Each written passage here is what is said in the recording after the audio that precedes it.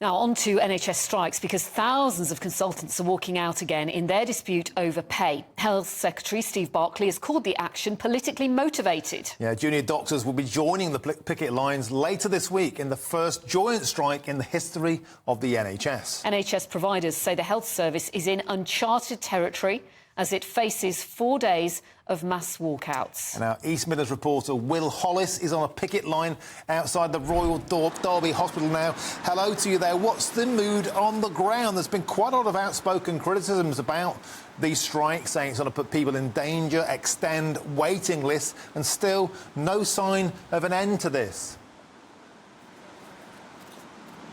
Yes, well, waiting lists are already at record levels, 7.7 million the last time I checked. Today here at the Royal Derby Hospital, it's consultants. Those are the most senior doctors that are on strike, and they're on strike across England. But tomorrow is the day that's really being focused on. That's because their colleagues in the profession of junior doctors, they're going to be joining them on strike. As you say, it's the first time this has happened for the long history that we've had. That seems quite a long history, certainly since December, when it was, of course, the nurses that first went on strike. Most of these unions and these professions haven't decided to do so at the same time. But I suppose this could be seen as how seriously the British Medical Association, which is the union that represents both of those two professions, the consultants and the junior doctors, are taking this fight for more pay.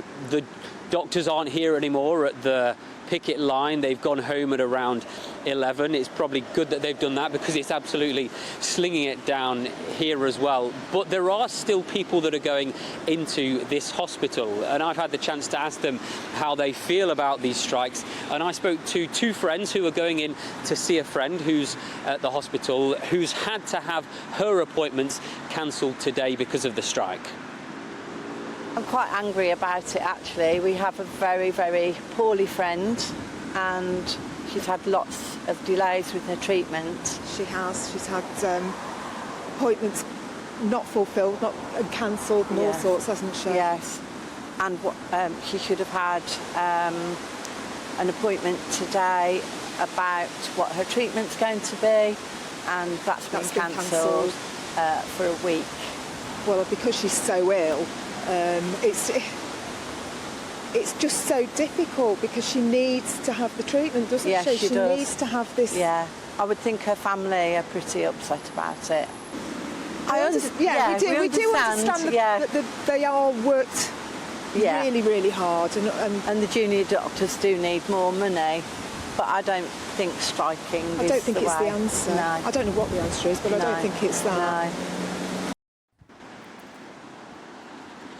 Well, ultimately, the British Medical Association say they want more pay for those two professions, but the government and the Health Secretary say they're not willing to open any sort of negotiation. They've already given them a 6% pay increase last March.